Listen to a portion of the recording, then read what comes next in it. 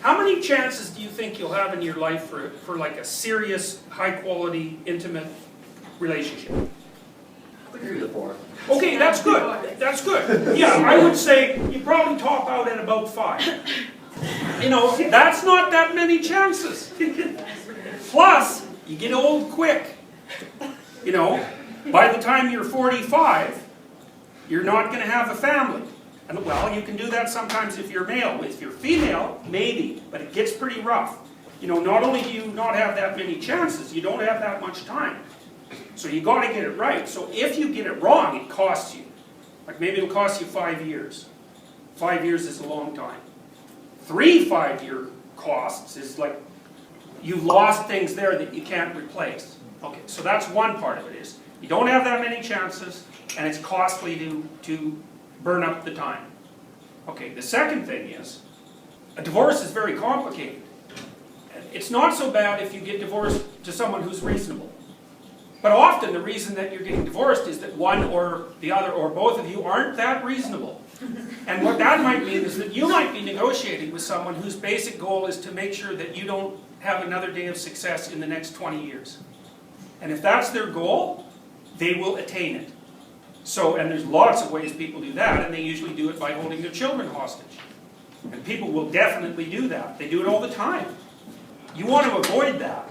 And then, you know, then of course it's hard on the relationship you have with your children. It's hard on your psyche. It's hard on the kids too. What I would say is, don't make the kind of mistakes that get you into such a stupid relationship to begin with. And the way you do that is by trying not to delude yourself any more than is absolutely necessary. And that means, when you're in the damn relationship, tell the person the truth. And try to figure out what the truth is for you. And don't put up with any nonsense. And stand up for yourself. And also, aim towards the good.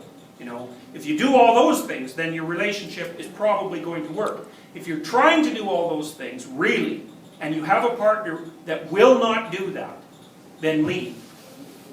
So, but you have to do that right from the beginning of the relationship, you know. Because it doesn't take that much to corrupt a relationship so that it's not really salvageable. Enough mistakes, 3 or 4 acts of infidelity, you're done. You're not going to come back from that because the fundamental element of trust has been removed. And then you can't communicate with the person because you don't know if they're telling you the truth. And then you don't know if you're dealing with reality. And if you're not dealing with reality with your partner, it's like, good luck fixing that. It's like you're working on a ghost car while the real one is sitting in the shop with the motor out, you know. It's not going to get you anywhere. So a lot of the issue is don't get in the trouble to begin with. If you are in the trouble, well, then you try to straighten yourself out and see if you can fix it. Well, if you can't, your options aren't great. And it depends on the particularities of the situation. I know I have people that I counsel, it's like, leave that person. And the rule is, they're lying to you, they aren't aiming up. And you won't be able to tolerate being with them for 10 years without becoming resentful, alcoholic, and homicidal. So that's a bad outcome. There's nothing you can do to avoid it, so you might as well leave. But you know, you have to have that sorted out. It has to be the truth, because it's no fun. It's no good to leave someone who's struggling in the lurch. You know, when you think, well, I'm with this person, they're not going anywhere. You know, maybe they have an alcohol problem, and they're resentful. It's like, but I'm all they've got. Well, they bloody well better want to fix that, because you're not going to be able to fix it.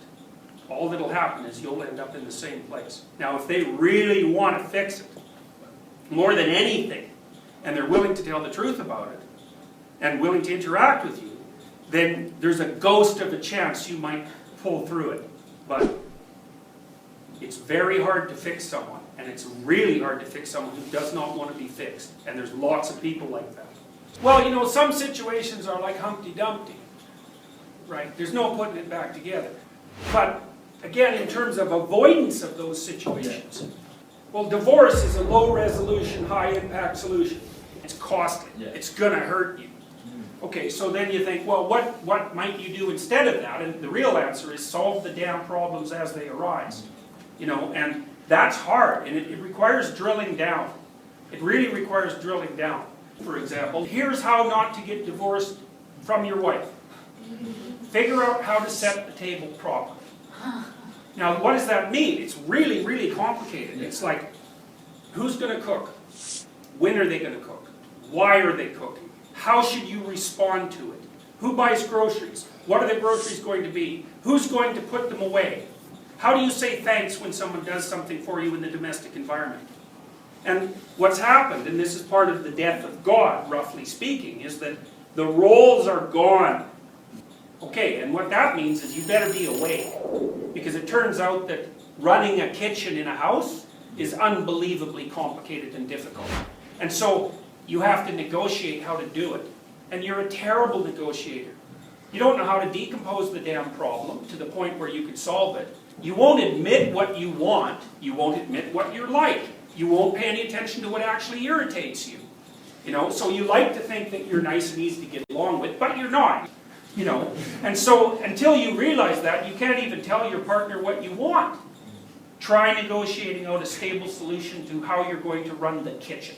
Because that's where the battle between the sexes, by the way. There's two places where it really hits.